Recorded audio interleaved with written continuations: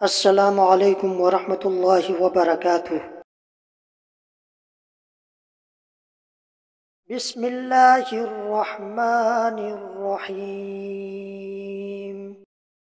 حضرت ابو ہریرہ رضی اللہ تعالی عنہ سے روایت ہے، انہوں نے فرمایا، ایک آدمی نے نبی صلی اللہ علیہ وآلہ وسلم کی خدمت میں حاضر ہو کر کہا، ماہ رمضان کے بعد کون سے روزے افضل ہے؟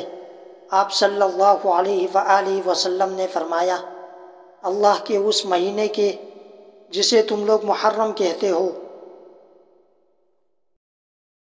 حضرت زید بن خالد جہنی رضی اللہ تعالی عنہ سے روایت ہے، رسول اللہ صلی اللہ علیہ وآلہ وسلم نے فرمایا، جس نے روزے دار کا روزہ افطار کرایا اسے ان روزے داروں کے برابر ثواب ملے گا، لیکن ان کے ثواب میں کچھ کمی نہیں ہوگی۔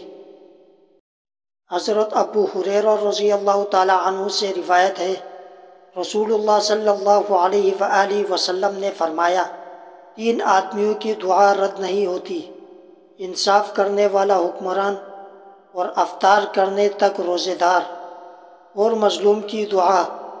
قیامت کے دن اللہ تعالیٰ اسے بادل کے اوپر اٹھائے گا، اس کے لیے آسمان کے دروازے کھول دیے جاتے ہیں، اور اللہ تعالیٰ فرماتا ہے، میری عزت کی قسم، میں ضرور تیری مدد کروں گا، خواہ کچھ دیر بعد ہی کروں۔